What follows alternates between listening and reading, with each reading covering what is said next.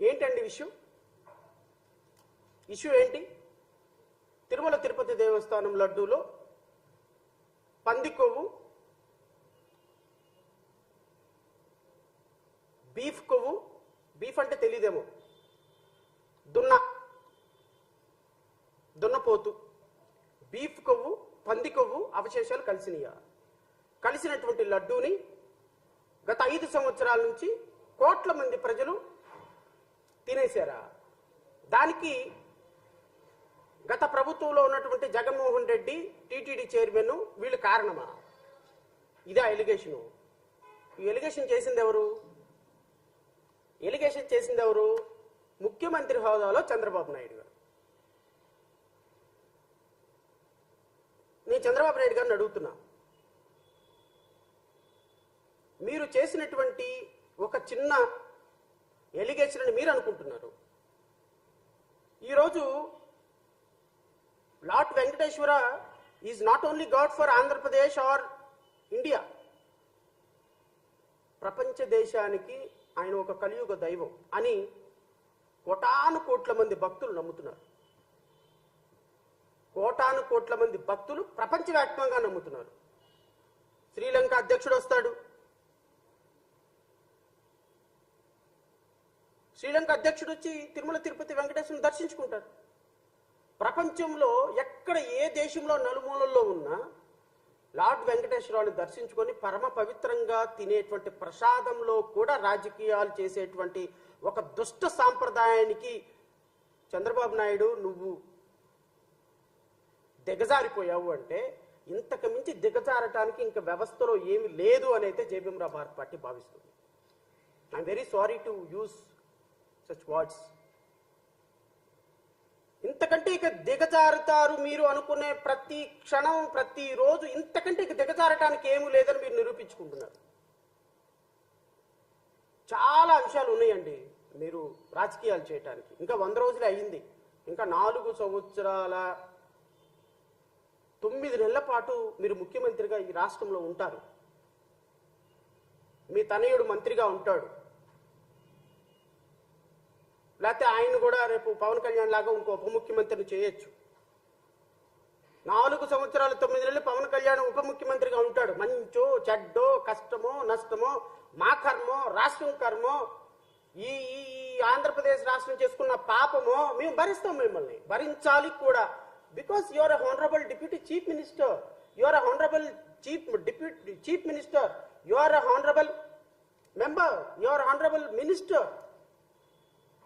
మిమ్మల్ని భరించాలి మేము. 5 సంవత్సరాలు మీరు ఎన్ని అబద్ధాలు చెప్పినా భరించాలి, ఎన్ని రాజకీయాలు చేసినా భరించాలి.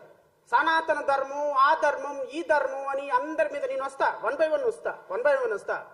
ఈరోజు రాష్ట్ర ప్రజలకి మీ నిజ స్వరూపం తెలిసి తీరాలి.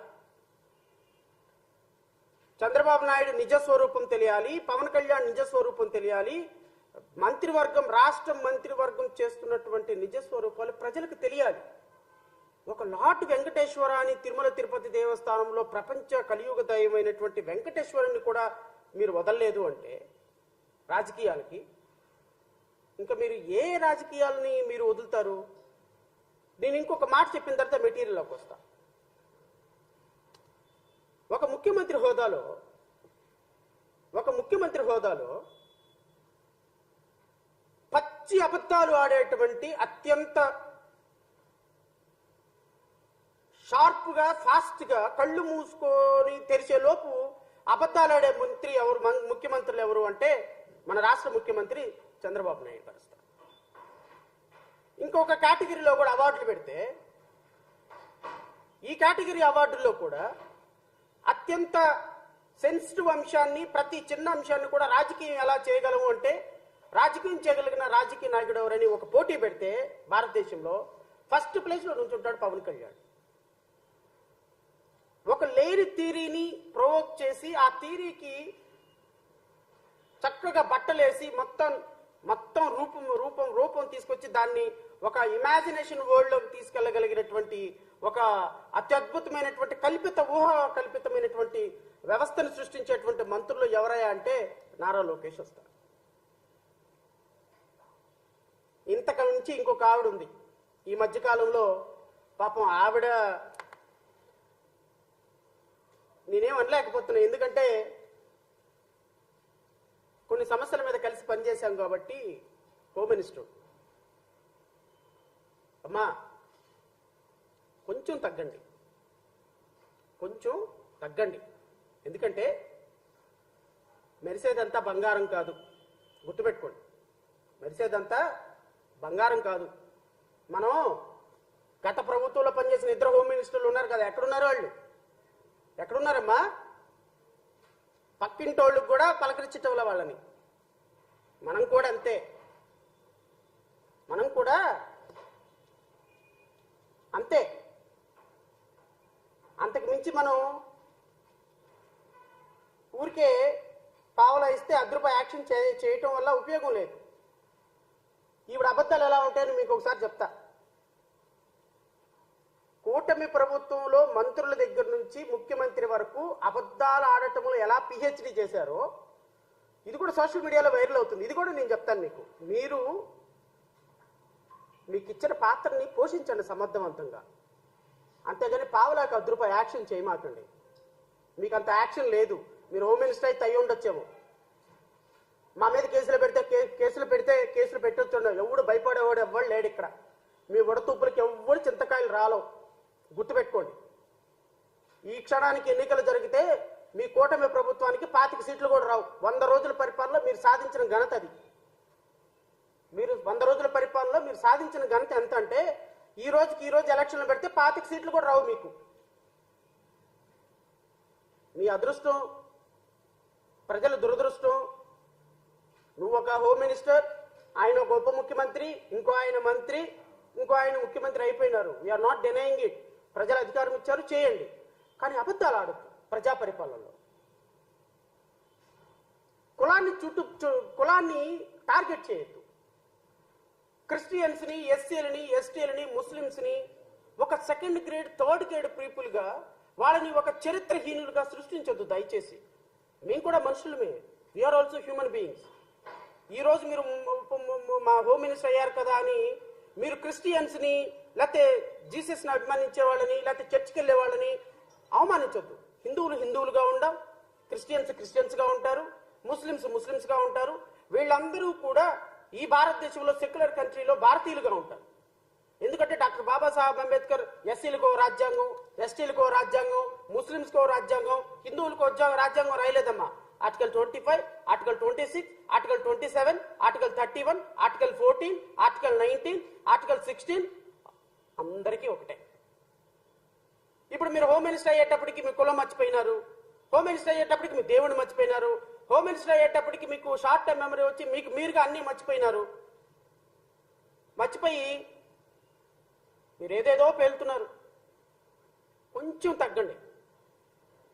ఒకవేళ తగ్గకపోతే 2029లో తగ్గిస్తాం, కంగారు ఏం లేదు. తగ్గే రోజు వస్తుంది, తగ్గే రోజు చాలా తొందరలోనే ఉంటుంది, కంగారు ఏం పడద్దు. ఈవిడేముంది ఒకసారి విందాం. ఇక్కడ నుంచి మొదలు పెడతాను నేను. నేను ధైర్యంగా చెప్తాను, ఎస్ నేను హిందువుని, నువ్వు చెప్పగలవా? I'm very Christian. నేను ధైర్యంగా చెప్తాను, ఎస్ నేను హిందువుని, నువ్వు చెప్పగలవా? I'm very Christian. నేను మ్యారేజ్ ఇప్పటికీ కూడా నా బ్యాగ్ లో బైబిల్ ఉంటది, సేమ్ టైం నా కార్ లో బైబిల్ ఉంటది. బైబిల్ లేకుండా బయటకు వెళ్ళాను. నేను ధైర్యంగా చెప్తాను, ఎస్ నేను హిందువుని, నువ్వు చెప్పగలవా? ఎందుకమ్మా నెయ్యి కల్తీ జరిగిందా లేదా అని ఎందుకు మారిపోయింది భాష ఎందుకు మారిపోయిందమ్మా? ఒకప్పుడు క్రిస్టియన్, ఇప్పుడు హిందూ ఎందుకు అయ్యారు? హోమ్ మినిస్టర్ అయ్యారు కాబట్ట. ఒకప్పుడు చర్చికి వెళ్ళేవాళ్ళు, ఇప్పుడు చర్చికి వెళ్ళలేదు, హోమ్ మినిస్టర్ అయ్యారు కాబట్ట. అంటే ఒకప్పుడు జీసస్ నమ్మితే చర్చికి వెళితే ఇప్పుడు హోమ్ మినిస్టర్ మీకు ఇవ్వరు కాబట్ట. అది ఒక చర్చికి వెళ్ళే వాళ్ళ ఆలోచనల్లో, వాళ్ళ బ్రతుకుల్లో వాళ్ళు ఓట్లు వేయించుకొని వాళ్ళని ఎంతవరకు పెట్టాలో అంతవరకు పెట్టేటువంటి రాజకీయ నాయకుల పరిస్థితి ఇది. ఈ హోమ్ మినిస్టర్ గారిని అడుగుతున్నా నేను, అమ్మ మొన్నటిదాకా వరదలు వచ్చినప్పుడు ప్రకాశం బ్యారేజీని పడగొట్టడానికి ఉగ్రవాద శక్తులు వచ్చి ఒక 10 పడవలతోటి ప్రకాశం బ్యారేజీని పడగొట్టడానికి ప్రయత్నం చేసినప్పుడు దాన్ని రక్షించి, మీరు ఆ బోట్లను రక్షించి లక్షలాది మంది ప్రాణాలను రక్షించడానికి ప్రయత్నం జరిగింది. దానికి నందిగాం సురేష్ ఎంపీ బోట్లు, మాజీ ముఖ్యమంత్రి జగన్మోహన్ రెడ్డి బోట్లు అన్నారు కదా. ఏమైందమ్మా ఎలిగేషను? ఎఫ్ఐఆర్ కట్టారా? వాళ్ళని అరెస్ట్ చేశారా? నందిగాం సురేష్ అరెస్ట్ అయి ఉన్నాడు కదా, పోలీస్ కస్టడీకి తీసుకున్నారా?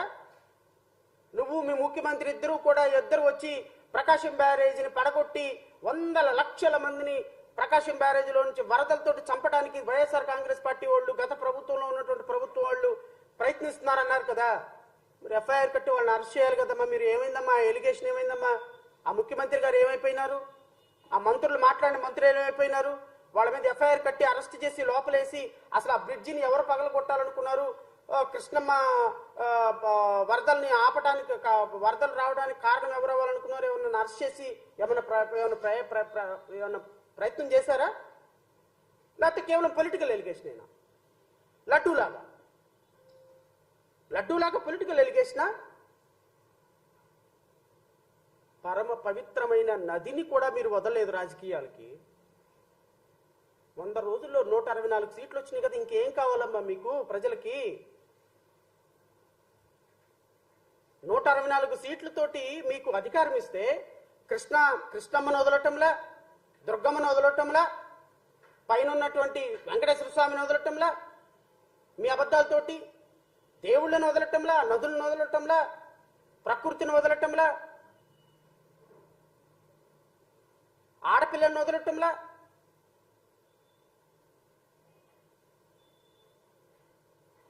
ఎవరో ఒక అమ్మాయిని తీసుకొచ్చి ఆ అమ్మాయి నా మీద తప్పుడు కేసు పెట్టారనగానే మీకు మీరే జడ్జిలు, మీకు మీరే కోర్టులు. ఎవడైతే కేసు పెట్టాడో విద్యాసాగర్ అనే వాడిని తీసుకొచ్చి లోపలేస్తారా? కేసు పెట్టిన లోపలేసే చరిత్ర ఈ దేశంలో ఎక్కడైనా ఉందా?